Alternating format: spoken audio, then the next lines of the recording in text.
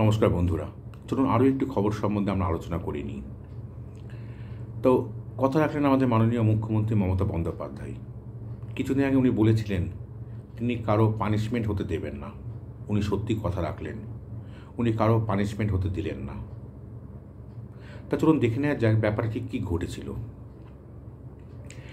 কিছুদিন আগে আমাদের নির্বাচন কমিশন একটা তদন্ত চালিয়েছিল ভুতুড়ে ভোটার কাণ্ড নিয়ে, এবং সেখানে দেখা গেছে যে এমন অনেকের নাম ভোটার লিস্টে রয়েছে তাদের বাস্তবে কোনো অস্তিত্ব নেই।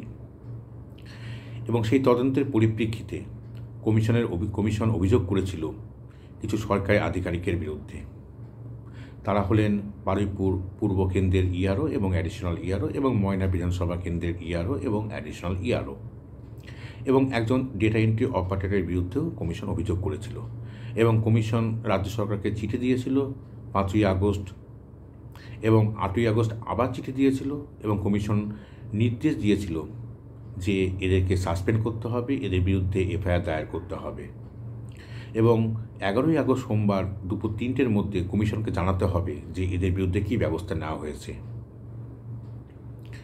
সেই মোতাবেক আজকে রাজ্য সরকার কমিশনকে চিঠি দিয়েছে, কিন্তু কমিশনের নির্দেশ যা দিয়েছিল এদের বিরুদ্ধে এফআইআর দায়ের করতে হবে এবং এদেরকে সাসপেন্ড করতে হবে, সেই নির্দেশ রাজ্য সরকার কার্যকর করেনি। এবং কেন করেনি সেটা রাজ্য সরকার চিঠিতে জানিয়ে দিয়েছে কমিশনকে। তো রাজ্য সরকারের বক্তব্য অনুযায়ী রাজ্য সরকার একটা ইনভেস্টিগেশন করবে, এবং ইনভেস্টিগেশনের পরে যে ফলাফল তারই পরিপ্রেক্ষিতে এদের বিরুদ্ধে ব্যবস্থা নেওয়া হবে। এবং কেন এদের বিরুদ্ধে ব্যবস্থা এখনই নেওয়া হচ্ছে না সেটা রাজ্য সরকার চিঠিতে জানিয়ে দিয়েছে।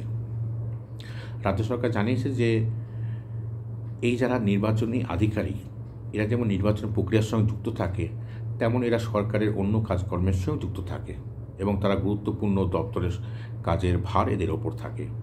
সুতরাং এদের এখনই কোনো তদন্ত ছাড়া যদি সাসপেন্ড করে দেওয়া হয় তাহলে একটা আধিকারিক মহলে বিরূপ প্রতিক্রিয়া সৃষ্টি করবে।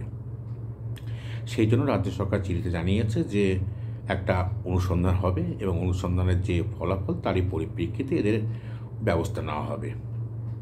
তা আপাতত 2 জন আধিকারিকের বিরুদ্ধে ব্যবস্থা নিয়েছে রাজ্য সরকার।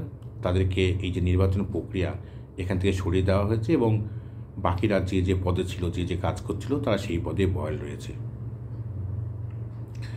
তো আমাদের এবার এখন দেখার, এই যে একটা কমিশন নির্দেশ দিল যেটা রাজ্যসভার এখন আপাতত উপেক্ষা করলো, তা রাজ্য সরকারের এই চিঠির পরিপ্রেক্ষিতে কমিশন কি পদক্ষেপ নেয় সেটাই আমাদের এখন দেখার বিষয়। নমস্কার।